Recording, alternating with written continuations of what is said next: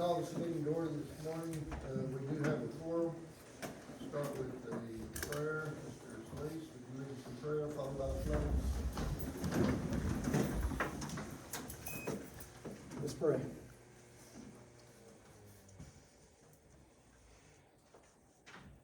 Holy and righteous God,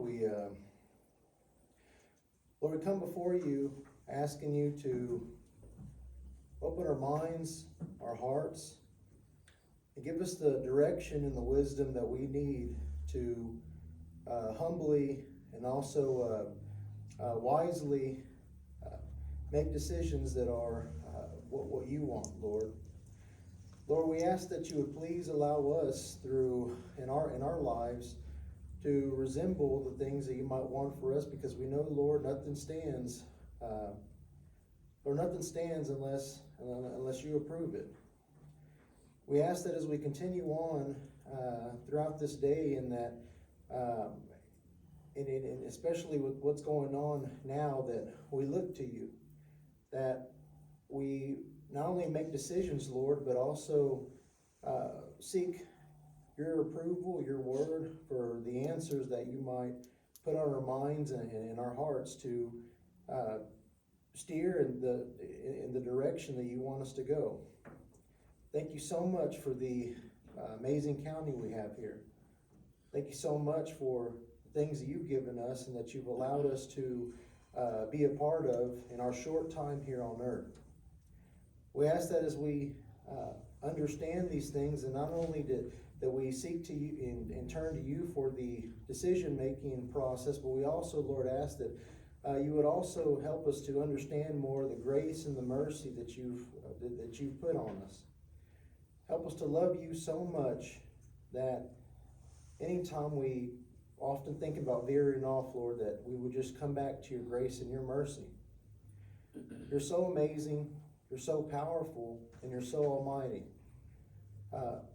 Help us to understand that you are our creator, and that even though we're your creation, you still give us things here that you would like us to be responsible of. And we ask that as we acknowledge this, that again, we know that anything that comes from you is good. Anything that might allow us to govern and put in the places that we need to be at, Lord, that it's because of you. So as we continue out what we're going through at this moment, we ask that, again, not only that we seek you for guidance, but we also just want to ask that you would please help us to focus on you and have you in our mind and in our heart this morning. We love you so much. We thank you. It's in Jesus' name we pray. Amen. Amen. Thanks, sir. Would you join me in the pledge? I pledge allegiance to the flag of the United States of America, to the republic for which it stands, one nation, under God, indivisible, with liberty and justice for all.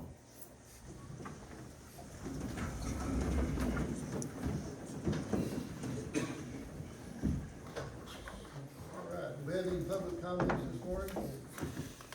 Morgan?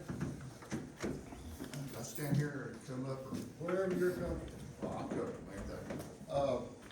Just as a concerned citizen, I was reading in the paper here, where they published here last week or so ago, we had a special council.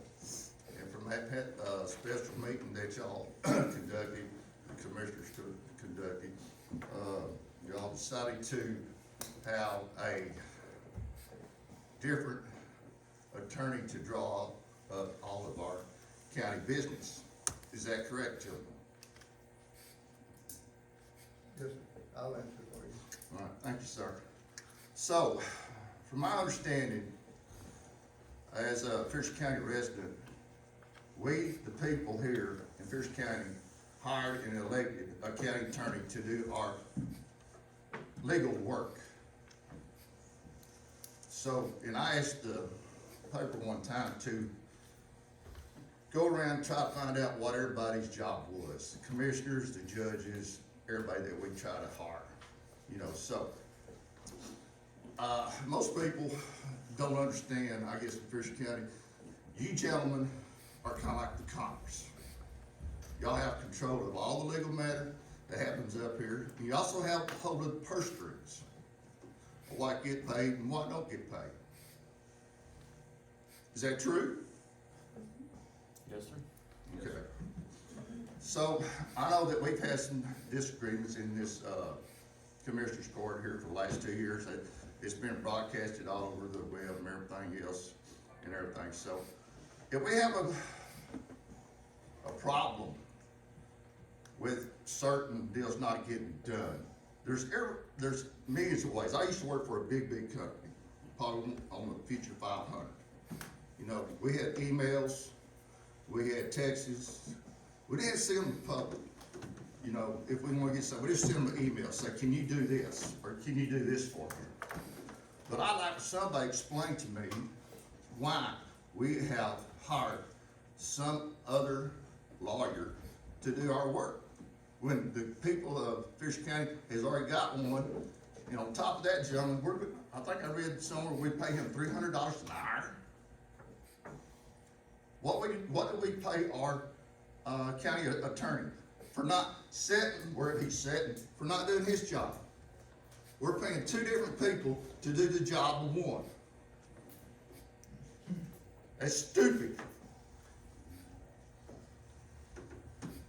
Can somebody answer all this for me? I'm just a concerned citizen. I'd like to know where my tax money's going.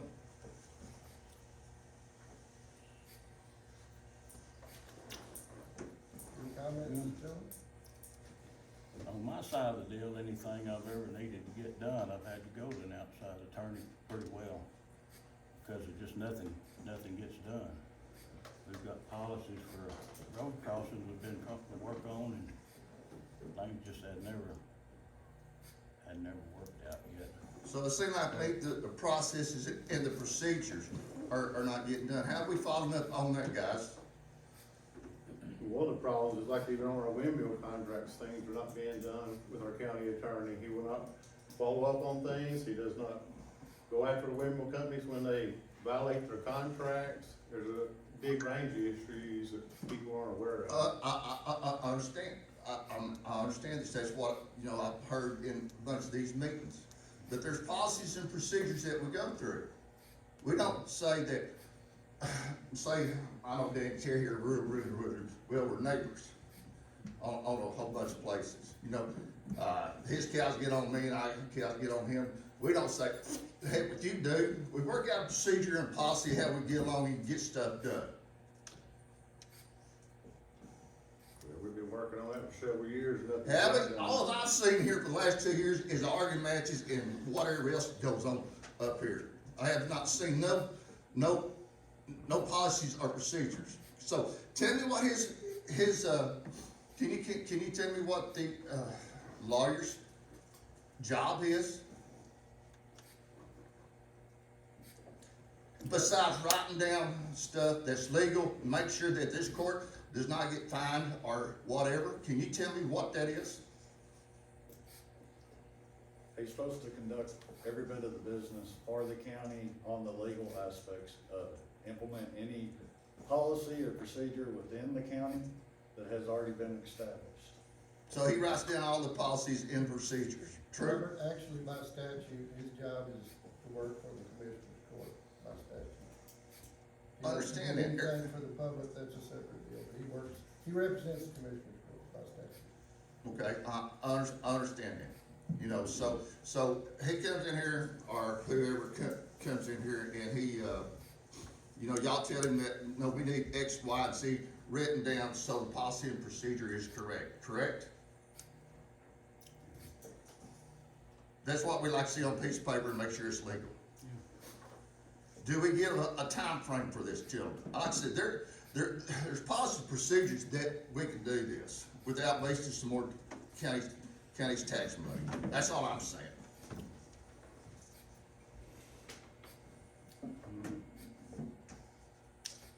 You know, when I had to be a resident of the precinct that I don't care for that, sir. That's going down a different rabbit hole. so you don't have to be a resident or even live in the state or nothing to be somebody That's going down a different rabbit. We ain't talking about policies and procedures or his job. That's going down a different rabbit hole. I ain't going down that rabbit hole. Well, actually, any kind of energy contract by statute says you can hire outside attorney. That is not our county attorney's job to do that kind of work for us. It's up to the commissioner to decide, and the work has not been getting done. And he's cost us way more money by not doing his job than the $300 an hour that we're gonna pay somebody else to actually get something done. So where's this money coming from? It'll come through our taxpayers just like everything else does. Okay, thank you. Thank you. So, all right, that answers my question. I just need to know. I'd like to know where my tax money's been spent and how it's been spent. Thank y'all. Thank you. Any other public comment? Mr. Miller? No. I'm Paul Melton. I've been a resident of Fisher County for 35 years now. I've been a ranch for 31 years, South Sylvester. Don't get involved in local policy or politics. I don't want to speak ahead of time because I've heard proposals on some things about water crossings and some things that affect service companies coming into the county. And we'll make a couple of generalized comments that I hope we use some reason and rationale.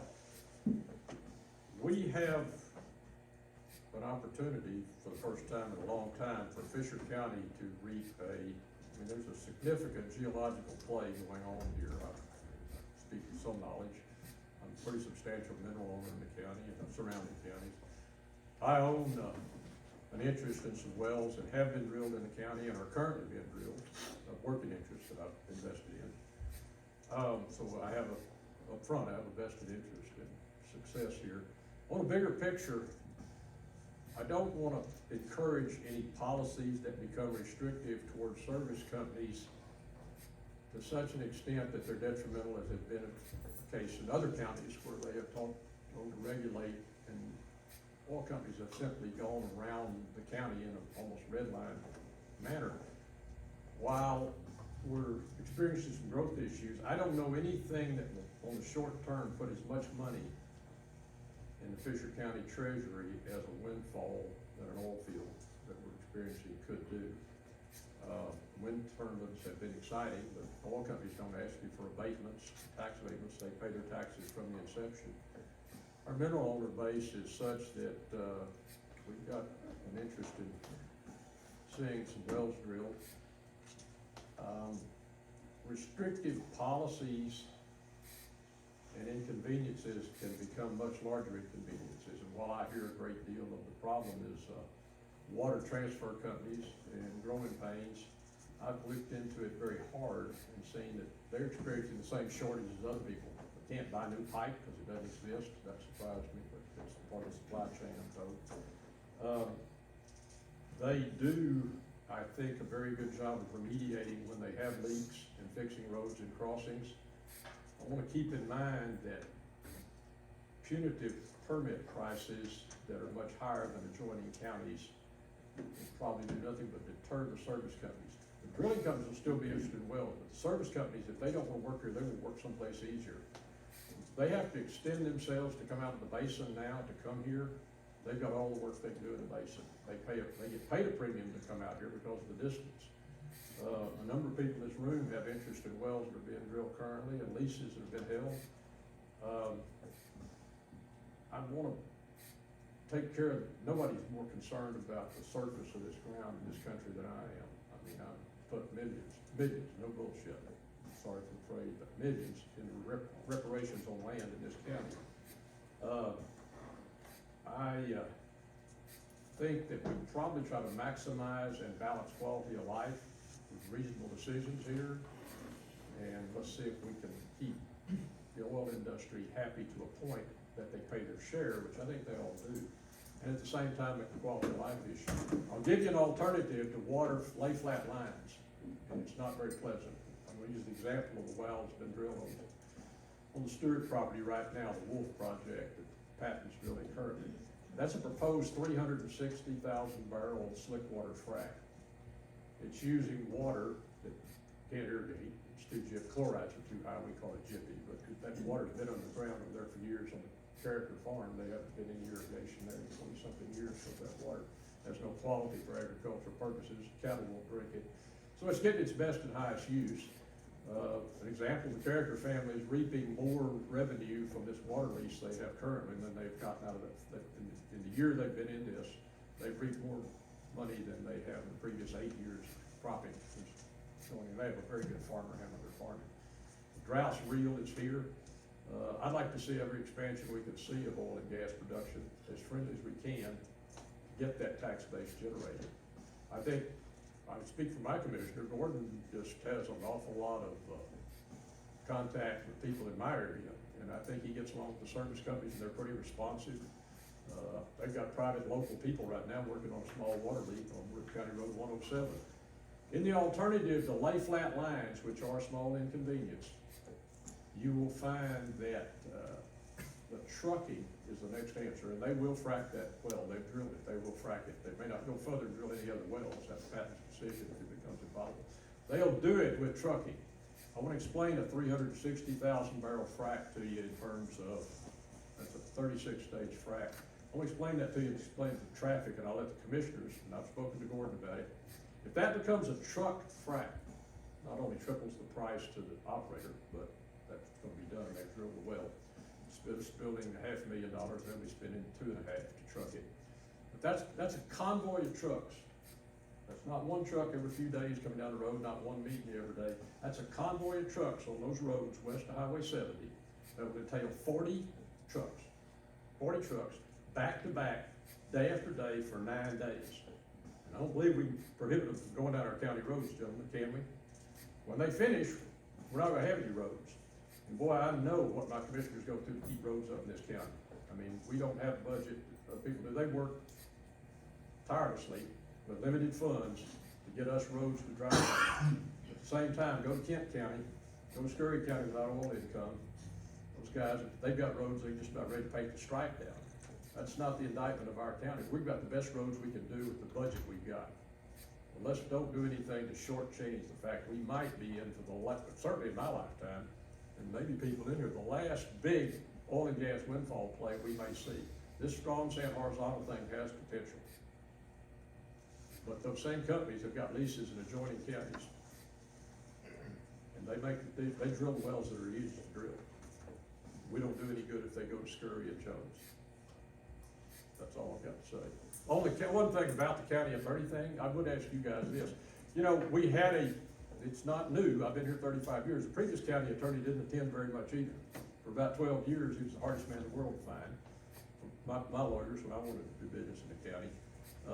The fact we've got this situation, while I don't let personalities get into things, do we have a possibility to recall?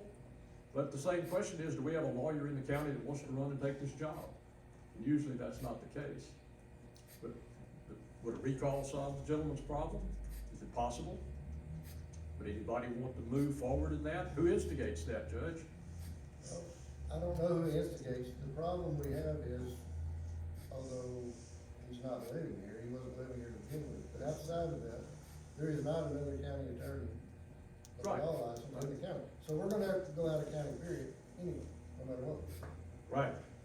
And to address, while the $300 an hour seems exorbitant, I work in an awful lot of fields, and while I love this ranch, it's not my livelihood. I have to live here by choice. I pay a lot of money to a lot of lawyers in a lot of states. Mr. Casco is a well-respected lawyer, knows the local terrain. I admire the gentleman for going out, in fact, he's doing it for $300 an hour. It's not exorbitant to me. But the same token, we pay $60,000 for our county attorney annually. Gentlemen, it's pretty hard to expect a guy that goes to trouble to have a law degree to sit 8 hours a day in that office for $60,000. It is pretty much generally conceded among the legal community, it's a part-time job. But and Mr. Martin's worked there. When we get into a specialization where, and the wind turbines come to mind, when our county attorney, we don't want to send an unarmed man up against a law firm that the wind companies have. And I understand we need specialized counsel to answer those questions. And I think for our protection to live here, we've got to continue to look that. I don't consider anything, I think it's a bad situation. The county attorney is not able to do his job to the extent that we feel like we need. I, at the same time, think we have got to have qualified counsel, and I admire you for the one getting it. Mr. Castro knows the area. He practiced in Hamlin for 35 5 years. So that to me is not, I mean, it's unpleasant, it's an expense we've got to have. We've got to have competent counsel in every step that we move here. My comments. Any other comments, public comments before we move forward? Hearing none, I wanna thank you two gentlemen for coming forward and having public comment. Right, moving on to the consent agenda, we have department report, senior citizens, Mrs. Garcia. Morning. For the month of December, the center served 1,355 meals to homebound clients and 87 meals to congregate clients, for a total of 1,442. 85 bags, Christmas bags were prepared again this past December and sent out. Donations came from Big Country Electric, Bishop, First National Bank of Route 10, First United Methodist Church of Route 10, Fisher County Hospital, Robica Radio, Hargrove Crop Insurance, Nowlands Farming Services, and Route 10 Calvary Church. So there were plenty of donations and money given to cover costs, I believe, for all items that were purchased and sent out. Anything else? Thank you, Mr. Mayor. Thank you. Extension agent, Mr. Dixon. We had a Sand Hill Stock Show this weekend. Trey Spencer placed first in Class 1 with his goat. He also won a $1,500 scholarship. Carter Sherwitz was there. He got called back for showmanship, which is a big deal. His first time at a major stock show. This weekend, guys, is the swine and goat and lamb show starting at 9. If y'all have nothing to do, come out and look at that. And the next weekend will be the steer show, and the sale will be that following night. And that's about it. Thanks, sir. Treasurer's report, report. December closed with a total reconciled funds to be $6,260,712.17. That's all I got. Thank you. Any officers report, Ms. Baldwin? Yes, on our, monthly report, we're about 30% on our revenue, and we spend about 25%, so that's pretty much where we are as this first new year. The, commissioner should have got a copy of the invoice file listing, and also a copy of the quick checks. Just to know, the sheriff's office got their new vehicle on this list. Let me know if you have any questions about the bills. Any questions? That's all I have, Judge. Thank you, Ms. Baldwin. Law Enforcement Center, Mr. Ford is not here. Does anybody else have that report? I had 12 in jail this morning, and we had 121 calls for service last month. Okay. That's all I have on the consent agenda. I'll entertain a motion. I'll make a motion to approve. Second. Have a motion and a second, all in favor? Unanimous, motion carries. New business, conflict of interest, Ms. I Baldwin. have no conflict of interest bills, Judge. Budget amendments, Ms. No Baldwin. budget amendments. All right, item number 4, gentlemen, is the burn ban. What's your pleasure? It's currently off. I'm gonna say we should leave it off, we haven't had any mishaps, and so I'm gonna make a motion to leave it off if we have to. I guess we don't have to, do we? No, it's off. If that's in agreement, if nobody chooses, it'll stand. Any objection? Second. It will stand, remain off.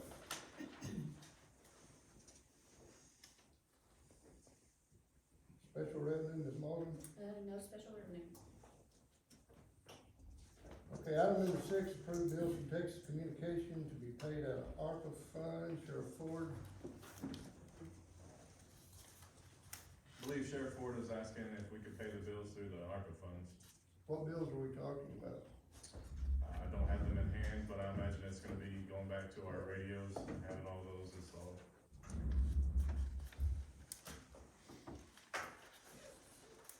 Then we're gonna need some more information as an amount. Okay. We can't just say, yeah, we're gonna approve it and you spend $1 million. We need some numbers. I'll make a motion, we table it till we have all the information. I'll second it. Make a decision. Have a motion and a second table, all in favor? Motion carried unanimously. Item number 7, discussion only, reasons for repeater for Commissioner Channel, Robert Hoffman. You here? Anybody want to speak for Mr. Hoffman? I talked to Robert, and what he was concerned with was with this communication doing thing on the repeater. They can't set off I guess they can't call it into the sheriff's office to get them to set it off. They gotta set them off manually in case there's a tornado or something like that going. I don't know for a fact that one in Roby's working, but I know the one in Rotan's not, from what it's telling me. But the thing I'm seeing here on a repeater thing, the prices of it, I was talking to Robin earlier about this, that they've redone 2 of them. And there's 2 more, one's EMS and the other one's a Fisher County second channel. Then there's a commissioner's channel that I don't know anybody uses anymore, that they used to set that off.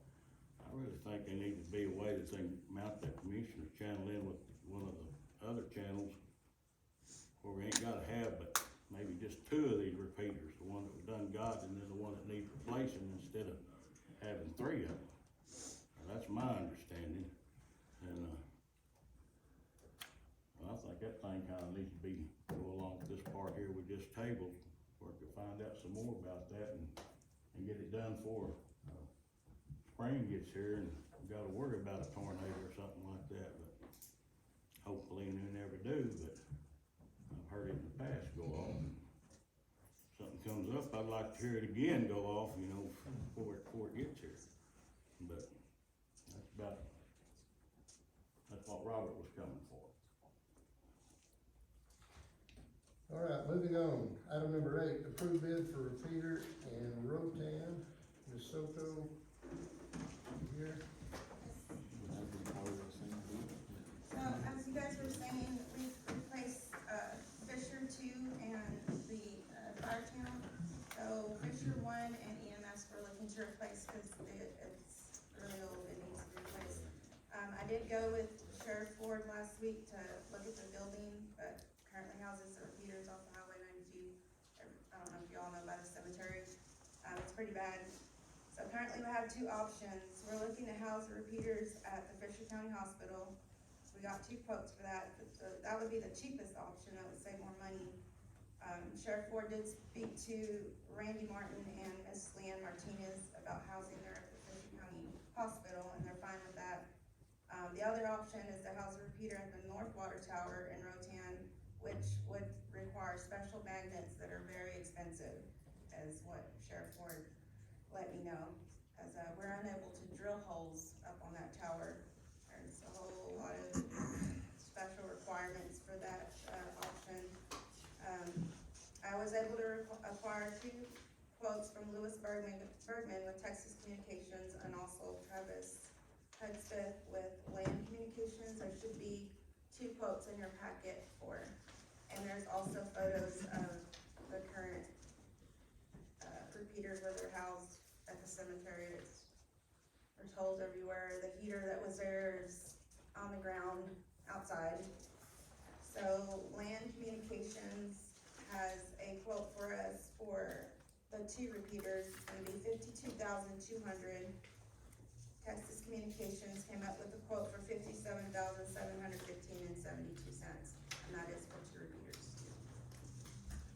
We're also looking to pay for this out of the ARP funds. So 52,000 do the same thing then, right? Yes, sir.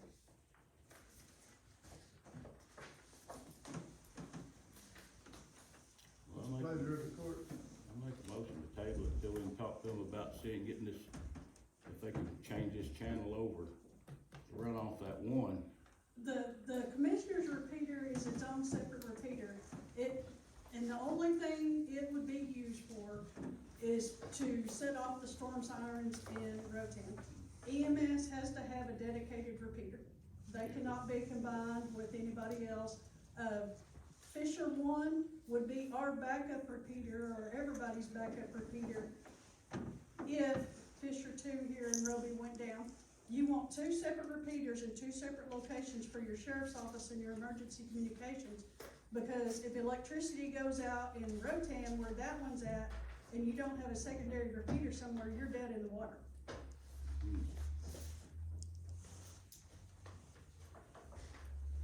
So it's liable to run another 30,000 or so just to do the commissioner's channel thing that would only be activating the. Right, what all Miss Idaho was asking for is for Fisher One and EMS. We're not even getting into the commissioner's repeater at this point. We're not asking for a commissioner's repeater, we're asking for Fisher One for a backup, and then EMS for their repeater. Just two repeaters. If you wanted to replace the commissioner's repeater, that would be three, that would be an additional repeater. Yeah.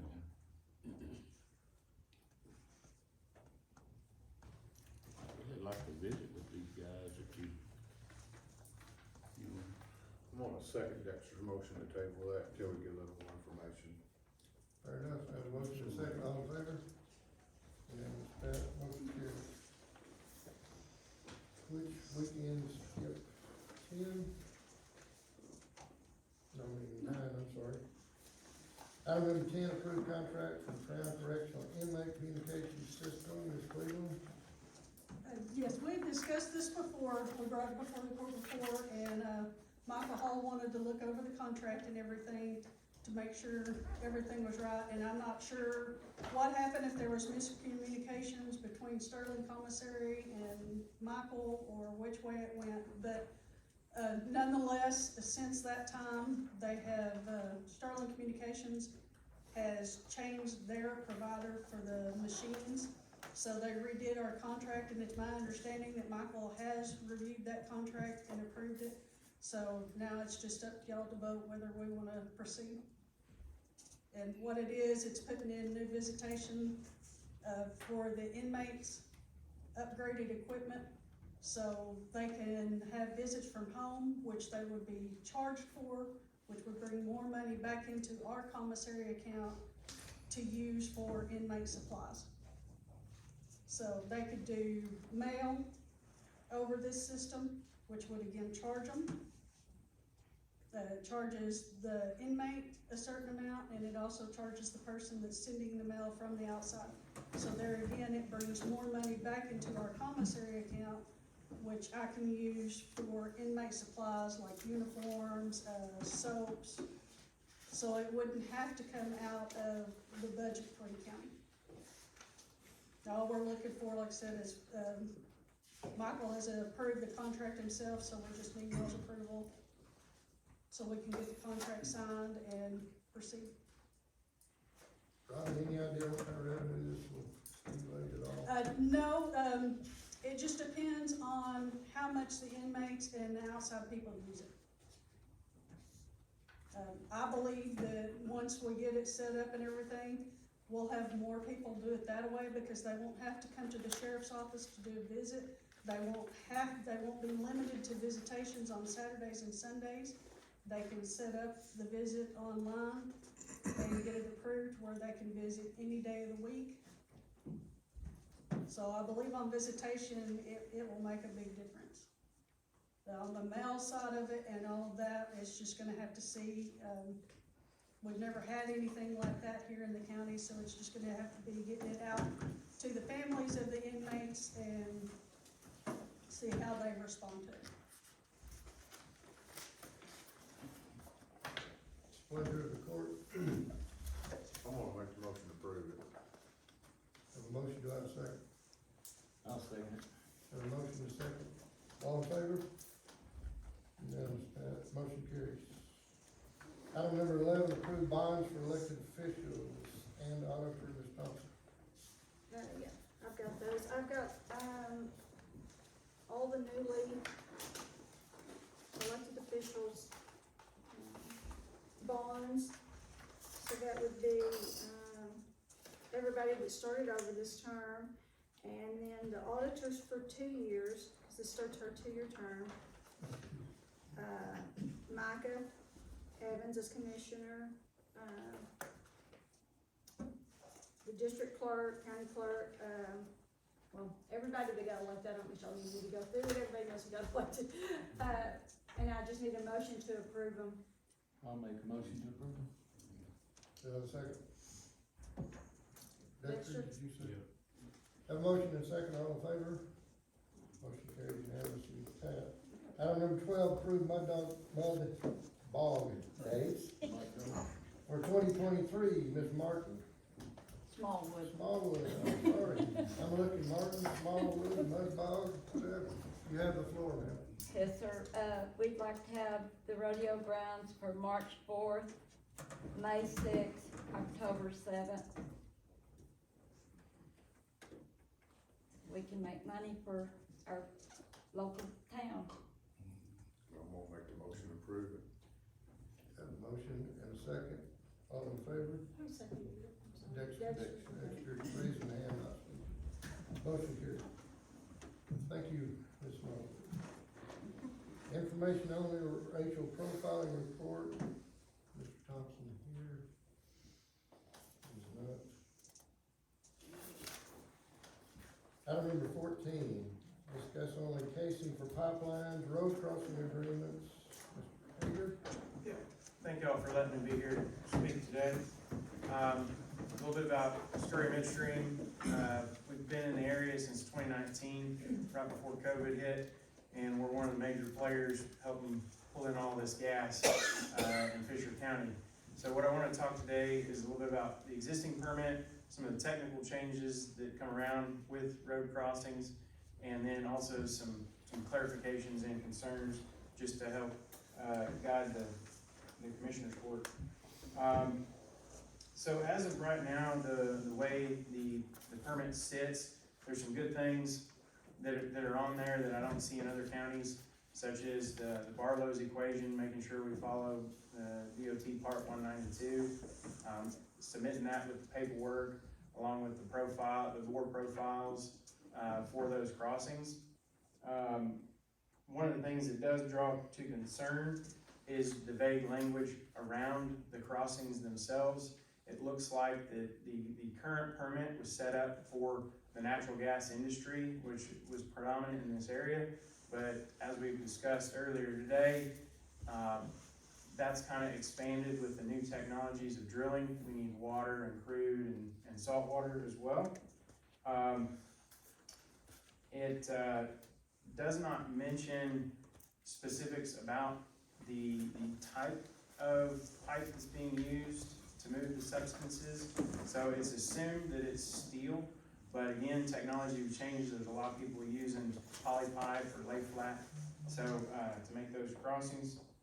And so some of the clarifications I'd like to see, at least right now, I recommend that the non-casing continue with the steel pipe. And here's why. Gary's giving you guys some information on it, but this is in gist what it says. The steel pipe can be double coated. There's a low inner coat, it's FBE or fusion bond epoxy, and that protects the outside pipe from corrosion. And then there's a second layer for road crossings, the abrasive resistant outer coat, ARO. It's usually pretty thick, but as you pull that pipe through, it keeps the rocks and things from scratching it. So it prevents any external damage from reaching that steel pipe. The second part of that is when you case steel pipe, you have to cathodically protect both the casing and the carrier pipe. And in certain instances, there's little boots that go around that inner pipe.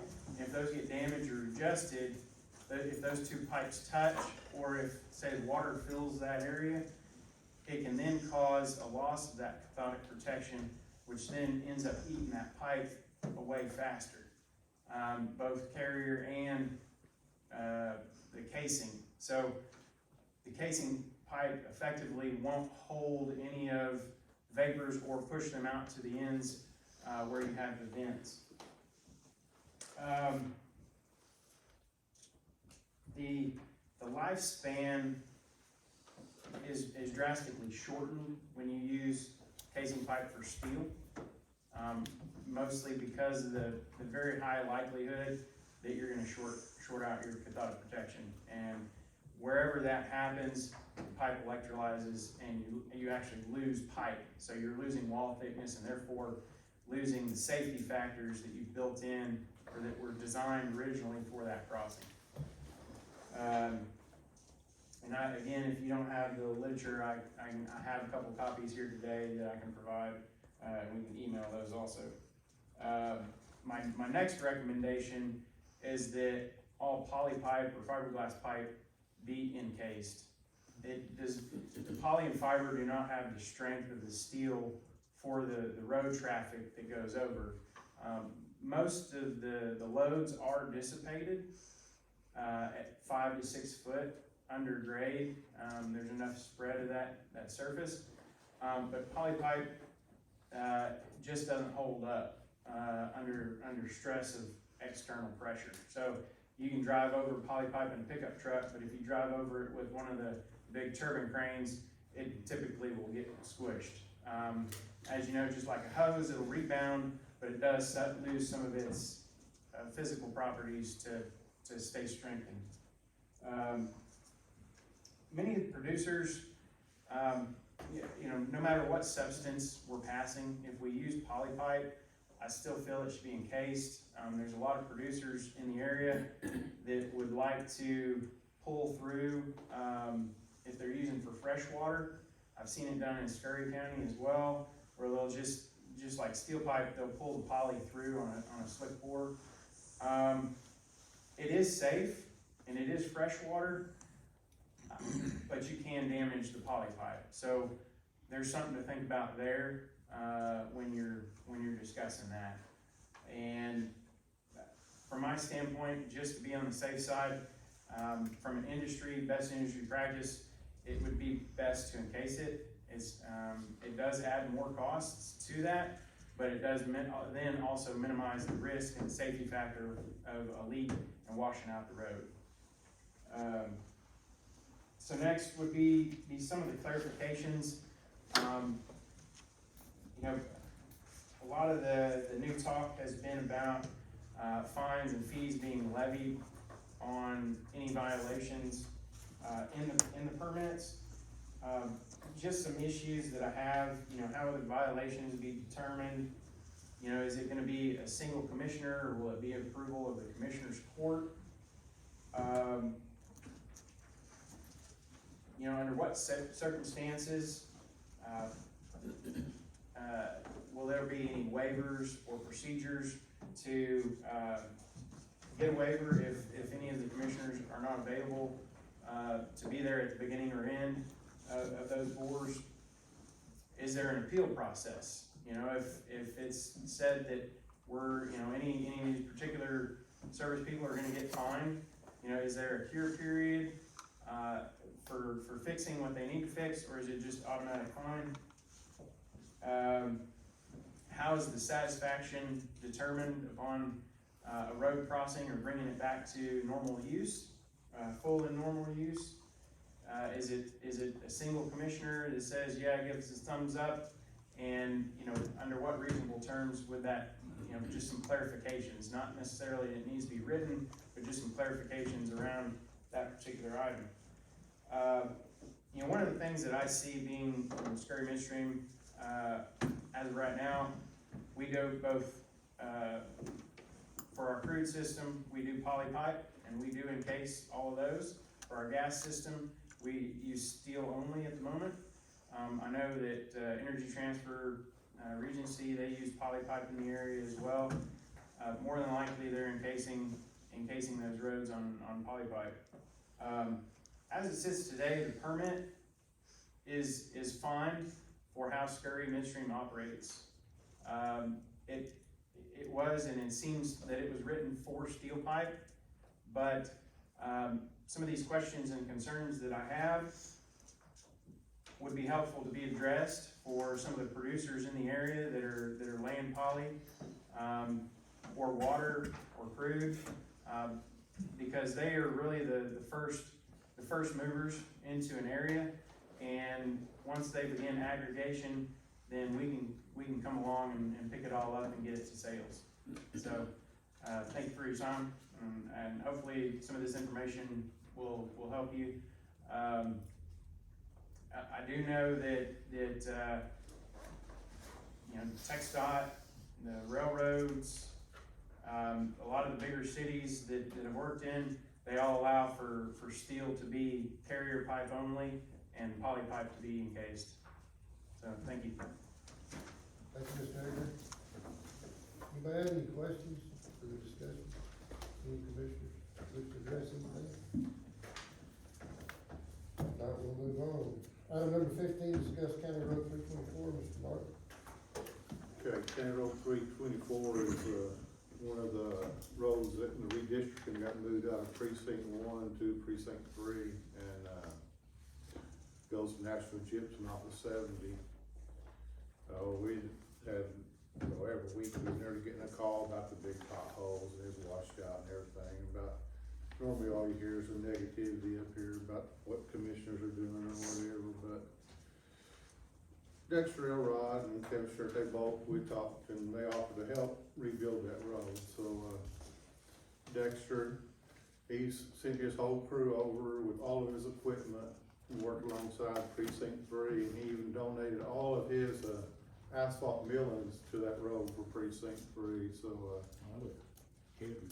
it was Kevin's that was donated, anyway, they both helped. Well, Kevin donated his material and Dexter used all the equipment and hands to do it, so we redid that road and, it turned out really well. It's not gonna hold up with all the truck traffic, but it just goes to show there is a lot of things getting done around here, and, I just wanted to bring it to court's attention and thank Dexter for helping us rebuild that road going to the gyp mill.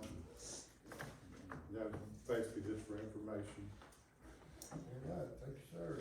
Item number 16, approve policy for temporary water lines, Mr. Martin. Okay, I sent all this out again, probably Wednesday night to everybody for y'all to sort of look over. Did y'all have a chance to look at that? Y'all got any suggestions or anything on this? Jim? This is basically just a policy. This isn't agreement. This is just a policy to get something in place where this will be an ongoing thing, I believe, working on these policies, just like our gentleman mentioned that there's some things that look good in some of these agreements and some of them don't, and it's gonna be a working process. We're learning as we go. You know, we haven't been doing all this for years and years. Some of this ain't been 2, 3, 4 years in our precinct, so we're learning as things go. So every week or month, we're learning something new about this stuff, so there's gonna be changes as we go forward, I believe in this, but we gotta start somewhere and try to make effective policies to protect Fisher County. And, anyway, this is just the policy, this isn't actually agreement, but I'm gonna make the motion, go ahead and approve the policy for temporary water lines. I'm gonna say something before you do that. You're talking about the lay flat line, right? All the All that run down 12-inch water transfer lines. The problem you get into, or they're gonna get into the problem, is they can't wait 30 days for a court meeting when frack water needs to be done. It's just gonna, because they're having a hard time getting fracks, even set up to do the fracks. So this isn't saying they have to wait 30 days, this is just a policy on what they do. This is actually stating 30 days prior. If you change it, isn't it, what it says? It If you does make say any 30 changes days. within 30 days. That's their problem. They're not gonna be able to get this lined up because I know they got into a situation yesterday, the rig ran out of water. They had to have water, so they did it. I mean, you got all them millions of dollars going into these wells, which is gonna throw money back into our county. I don't see it's right to put them at jeopardy of messing up a well because they can't get a permit to get water to it. And I understand they need to put it through Tin Horns and they need to do it right and make all the road crossings safe. But I don't see a permit. I want to take this just a hair further. We've been led to believe, prior to me taking office, out of a couple of the courts that have happened in the past several months, that nobody's been notified on any of the water, these temporary water lines going into it. I I come into an issue Saturday on my own place within precinct 1, trying to get equipment in, and had to address the actual owner of H2O. And after talking with him for a while, people have been notified. It's not being documented that it's been notified for the water lines going in within the precinct. So there is stuff that's been going on that's not getting documented, is why we come to the head we're at right now, right on any of this. As far as any policy or anything like this, not one commissioner needs to make this decision. This needs to be a voted deal, and we need to have these guys come in and actually give us their procedures on what they can and can't do, as we just learned with the casings and stuff, before we take this to a lawyer. Because when we just go to a lawyer, we're racking up hours, we're paying somebody. So we need to have our ducks in a row before we go anywhere outside of this court to have anything drawn up. That's not, totally correct, but I do agree everything needs to come through this court, but, the ones that weren't getting, the commissioner wasn't being notified was, the gas companies that weren't notified to find us when they crossed the roads, is what it was. It wasn't the temporary water lines. They wouldn't notify us when they was gonna do it, or? I've actually got the document right here for all certified water lines for my for the county, and nowhere in it are my precinct lines. There's not supposed to be a single line in my precinct according to that paper, is what I'm getting at. So that's why I said we've been led to believe a lot of this wasn't taking place when it actually, but after talking with the businesses, they have documentation stating their permits. But was there a commissioner, was Commissioner Precinct 4 there notified, or is road foreman notified when they get it, inspected, or when they complete it? No, but that's what we go into on, we need to get all this done within ourselves before we go to a lawyer. Is what I'm getting at. We gotta start somewhere. Like I Because said, here's a list of all the, water lines that are supposed to be laid within the precinct. You know, I have Right some now. list too, and some of them ain't matching up neither on that. You're welcome to look at it. I already have one. So what's the pleasure of the court on the application policy for the temporary water line? I move we make an amendment to what we have on the table, to everybody coming together and putting their 2 cents in on it before we take it to set up a policy. That's the reason I sent it to everybody, an email with it, for anybody had any changes, additions, or A deletions. couple days prior to court doesn't give somebody enough time to collect all the information they need to do this. I don't know. We need to We've sit been down working on this for some we time. need to sit down and discuss it instead of trying to read it on paper. Well, as I stated, I came into office a week ago, and you're trying to push policy I have nothing on right now. So, like I said, I make a motion to move for amendment to this, to discuss and get everything together here before we move to an outside party for policy and procedure. Would you like your motion to read that way, would you like to table the motion to us getting our ducks in order? Well, let's make a motion to table it to get our affairs in order. I'll second that motion. Have a motion and a second. All in favor? Gary, would you be interested in sitting in on this to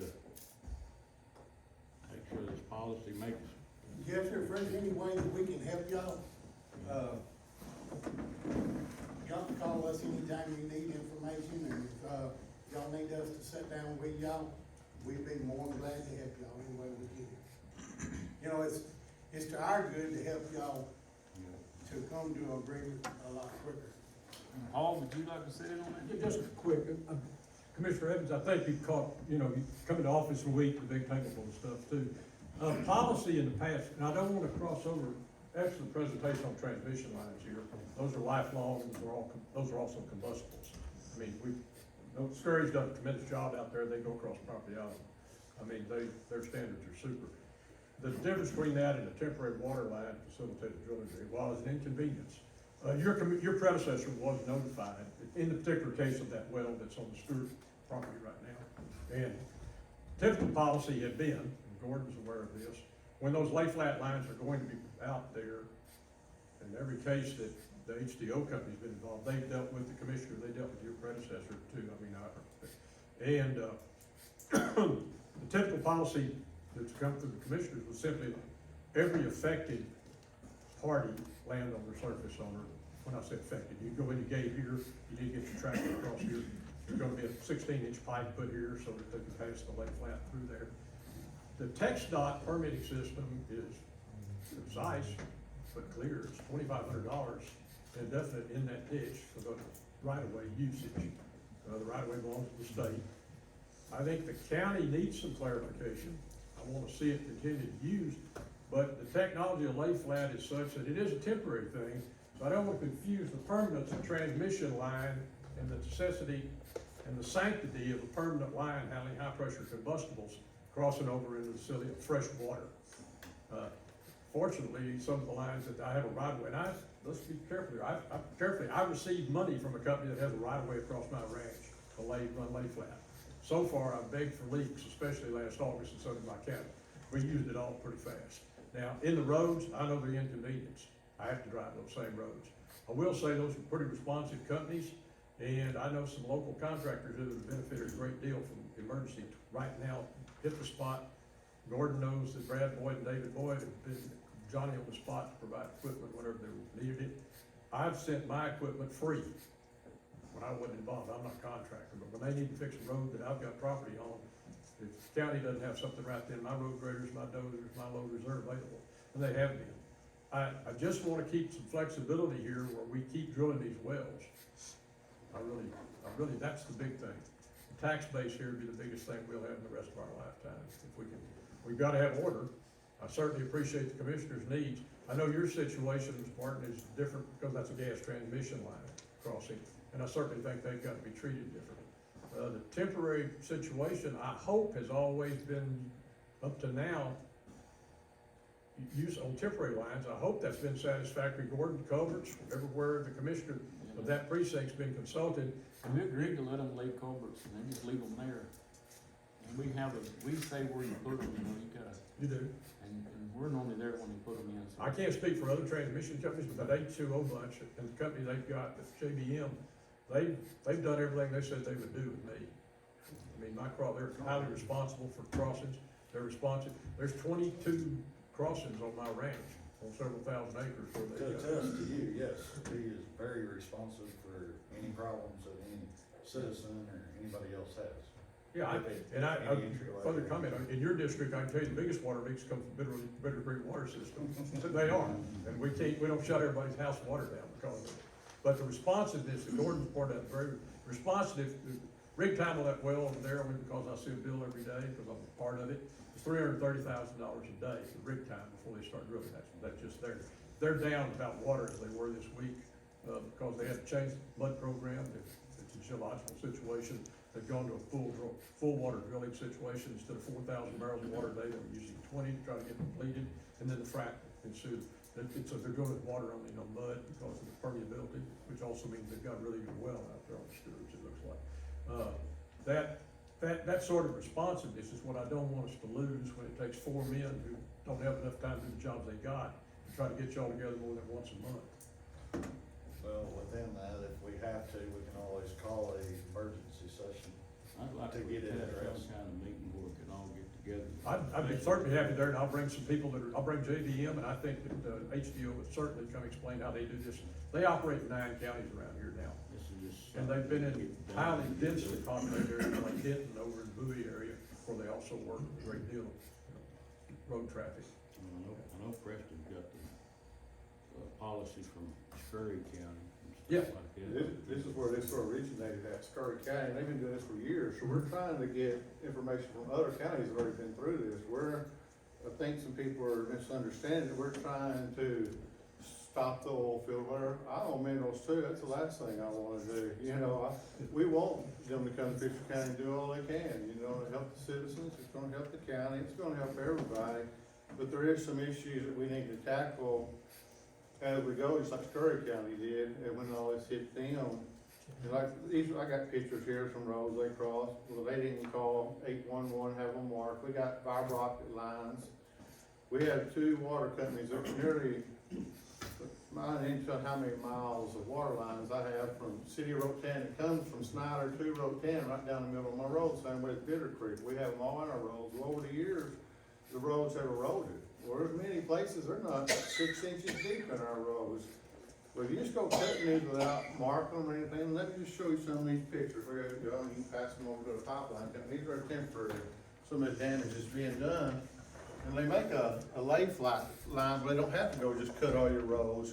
When they pull that big line out and it rains, we've already had that issue happen. It's a soft spot. If they don't come back and put material on top of it, they just fall in there. And you can look through them pictures.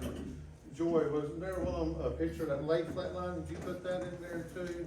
They just dug across your road. Yes, They just it's, dug them. it's So in there they with make a everything.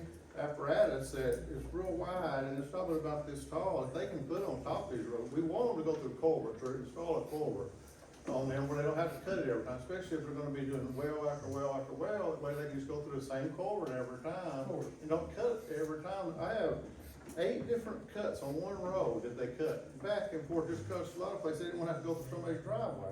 So they'd cut across the road, go around it and cut again to get on that other side of the road.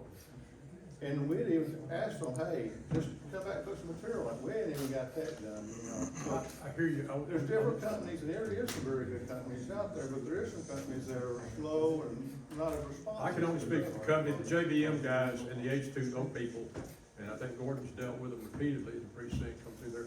I looked at this a lot, cause I don't want this to come out wrong. I can live without that money in that water. I mean, I've got a pretty good life, and I work hard in another field. But I also wasn't gonna run my ranch with somebody's water system without looking into them. Those guys have done every, there was an 8-1, they cut the county road on 1011 right in front of my headquarters. That's very important to me. But I know that 811 was involved. I know there was a dig test there before the first thing was done. Gordon was made clear, that was, you were notified of that? But y'all put pipes in on some of his roads, they just dug across. I know, made that but that flat is line. not the companies I deal with, so that's what I say, I'd like to Yeah, see, you bring those guys into compliance with what people When are they, doing, like when you on put that mine. line in, it's flat, but when you fill it with water, It it gets big, rises. it does. So therefore it causes a problem, I can see his problem. Oh, I do too. You can't just put it right under the ground And and then when expect the it to water stay goes there. back down, It doesn't then you rain got a much, but when it slump does spot. rain, it goes away. No, I'm saying there's difference in standards, and there certainly need to be standards. Is that a permanent water line running from Scurry County into your precinct over there? I don't go up there much. All these are temporary water lines that we cut the road on. Yeah, they're just cutting the But road. but yes, the city of Road 10 and the Bitter Creek, they're all permanent lines that are real shallow, which Yeah. if they just go cut these, they're gonna hit them, just like they did a fiber optic line out there, you know, they're not marking them. If 811 was involved, Dig tests and they, all that. I don't wanna be without bath water at that house. So Randy Kelly with Sylvester McCauley Water System was there the whole time that they were laying those, that JBM and, H2O was running those lines there. I think you'll find those guys, if you can get them, Dexter's comment's perfect, you need to get those guys to come to the meeting and tell you how they do it. There are some people who've gotten away with an awful lot of things for low bids over there. It cost them a lot of money to do it the way they did across my property and coming out of it, but that's the only way they were gonna get it done. I mean, I don't want a mess. And I like the standards they use. I mean, the crossings, they go with steel pipe when they need it. There's a little piece of 108 the county doesn't even maintain anymore that goes just between me and Terry Coker on one thing. My guys laid that road for the last 30 years. And, they cut that there, but it runs right through my truck lots. And I was very concerned. There was an 811 call made. That's a culvert that's 32, I think, right there.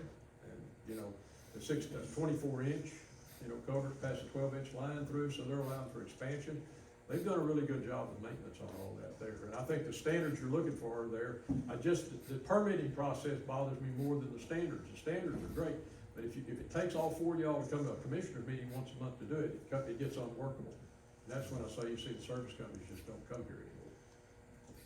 And there are other places to drill oil wells. I agree with you, we don't wanna do anything to hold them up. We're just trying to come up with a way where we're not responsible for fixing all this. They can afford it better than we can, they got more manpower than we do.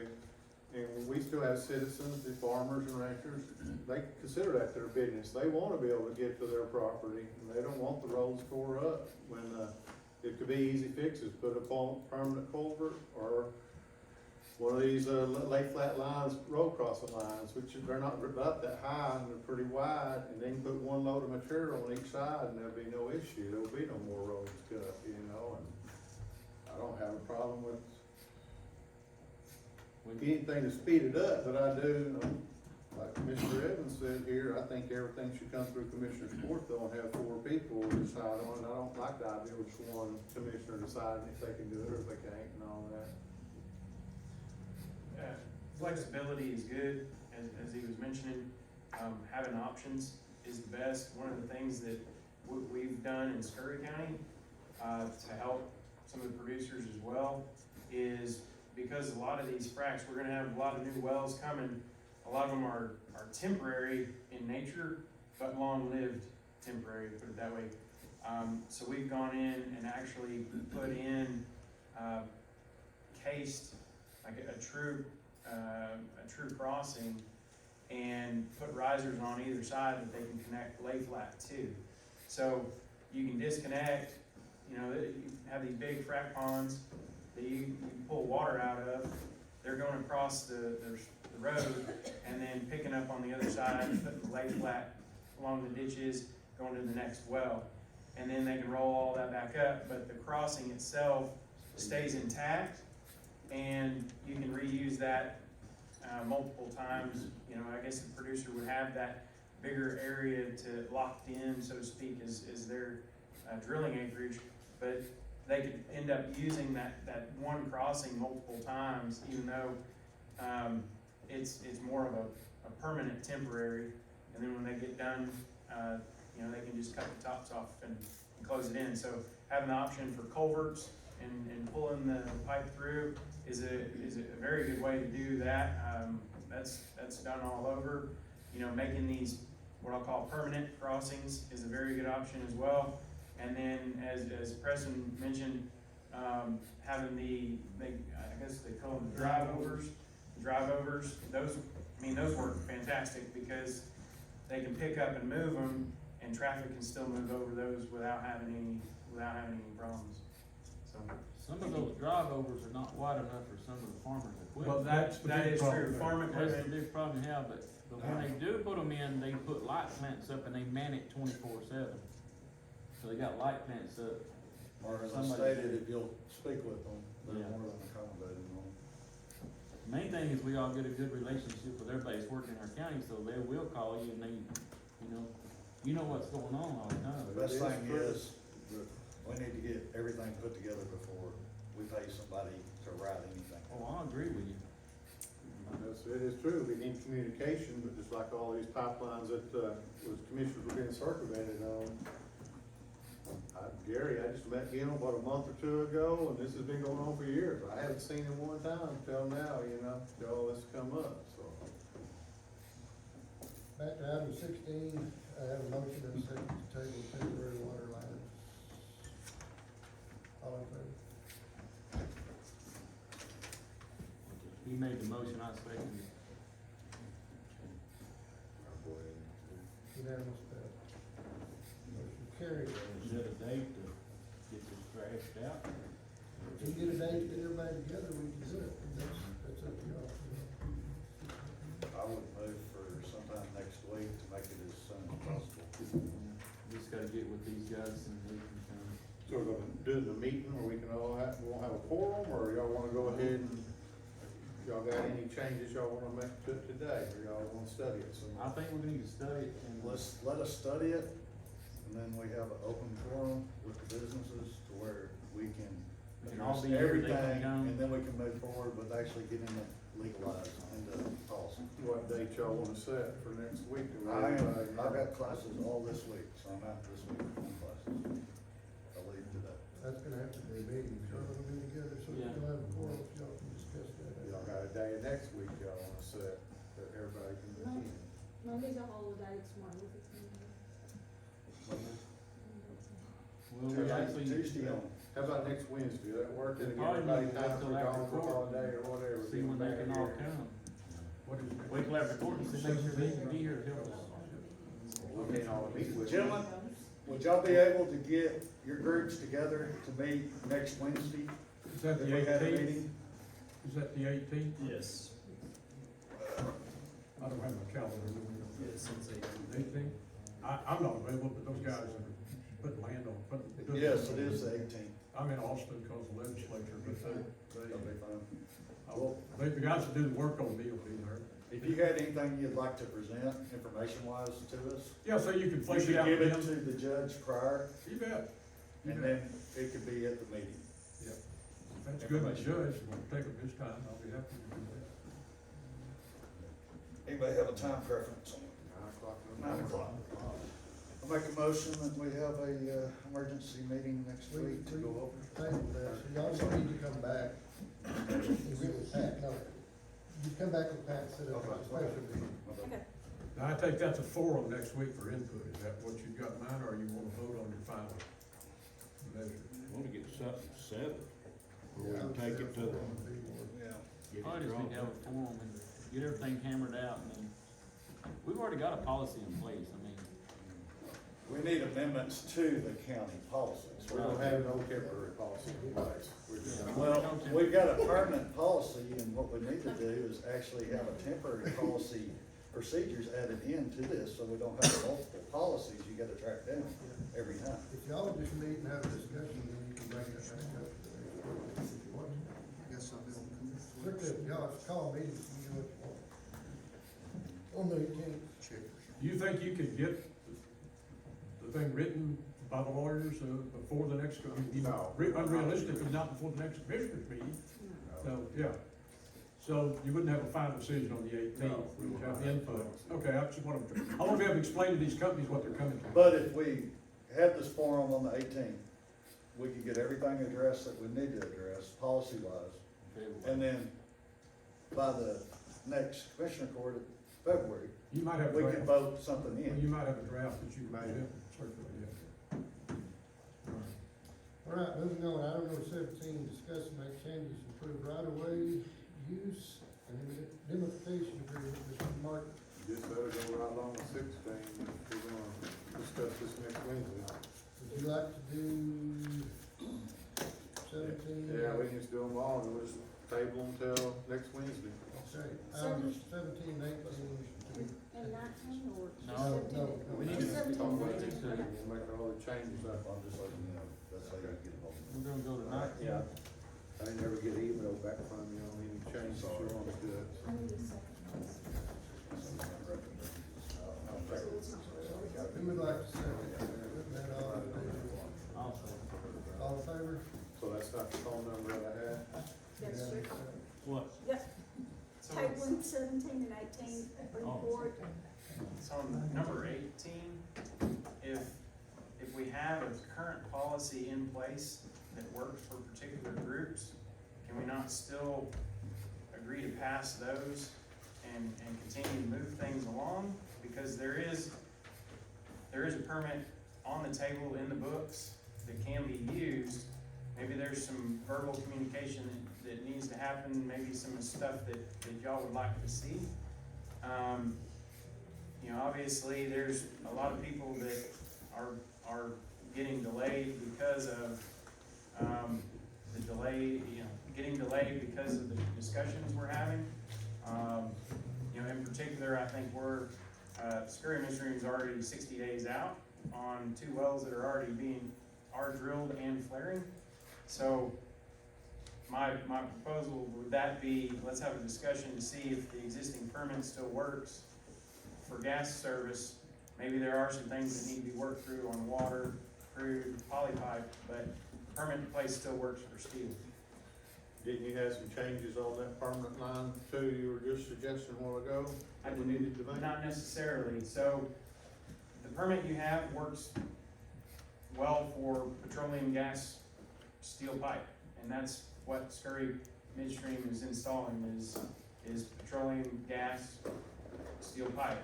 What recommendations I had were more for the poly pipe and the water and the crude to allow them the information they need to install what you guys wanna see.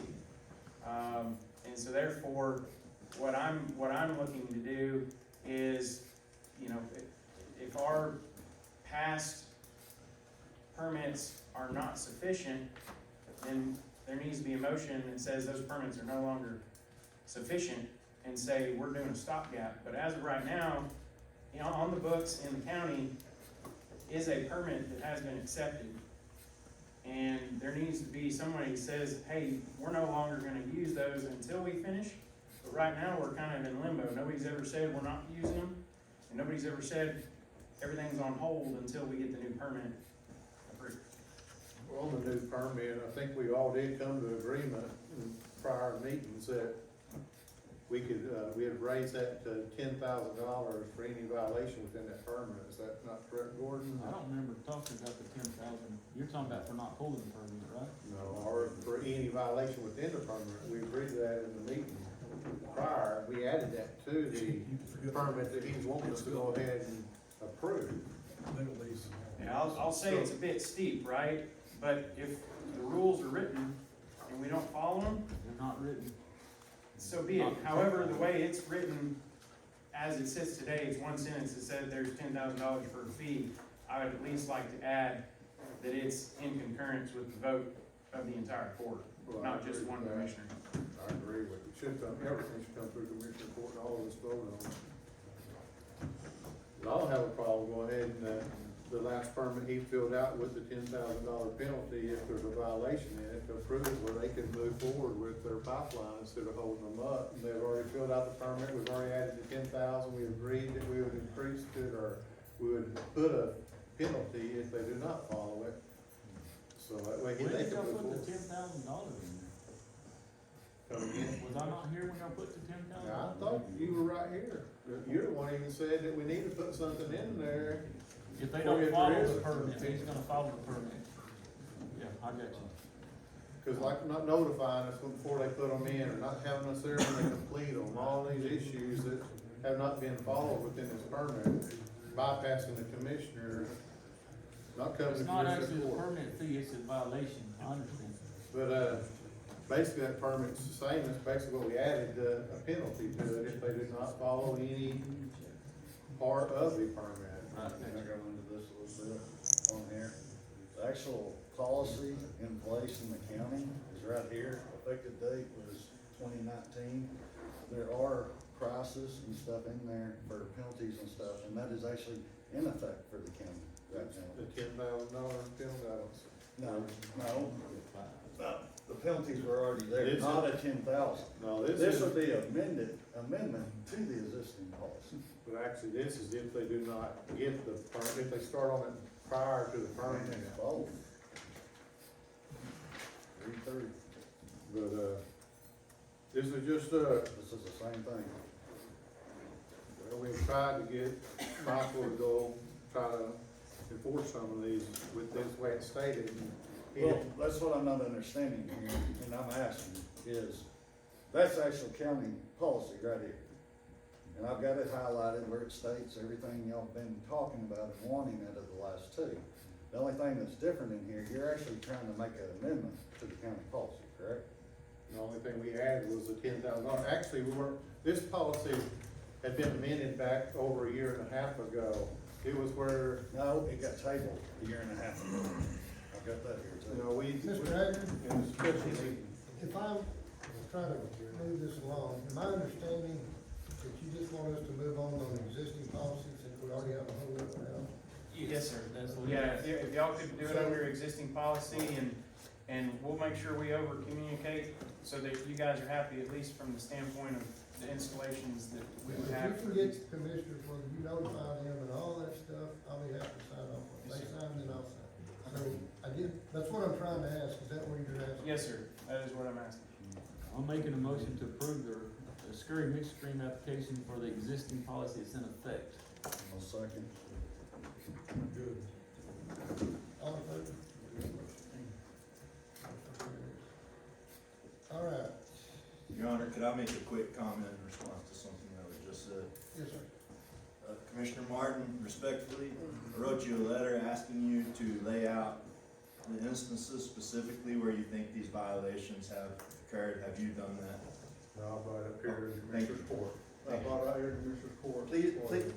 Please give me specifics so I can take action if necessary. And then when we did change the policy, it was where it would come through the commissioner and the judge to sign off on it, but you never did change the policy, it says it all has to come through Commissioner's Court. Please And give me what was done- specifics so I can act on those. Every one of them that was done did not, since we changed that policy, did not come through Commissioner's Court, and was not approved. Did you understand my comment? And you'd be more than happy to write our new policy up for us, I'm here to help, guys, I sure am. because there's no sense in paying somebody to do it, That's right. All right, number 19, approve Scurry and Midstream application for pipeline for road crossings permit. I have those, so. They've been backed up, what, 60 days, guys? Have a motion to sign off on those? We did make it. Well, that was on the other, so you're saying that was number 19? Yeah, that was Yeah. 19. Okay. And then we'll go to Becky, number 20, approve tips, purchasing. This has nothing to do with oil and gas or road crossings, just so. This is just for, an interlocal purchasing system, it's called CHIPS, that do schools or members of and counties and cities. It's just to help if we get something done as far as like we may need our heating and air conditioning done eventually, and this will be like, they're a member of CHIPS, like, the commissioners go through, Renee Bates and Purple Wave. It just, helps us do the procurement process, and I'm just asking for us to join that, it doesn't cost anything. Just to help us, if there's something that we need done, the companies will be on there already. Since we live in a small town, it's hard to get anybody to come do anything for us, for the bid process. I'll make the motion to approve it. Have a second? Dexter. All in favor? Approve, President. That's all I have, guys. So, motion to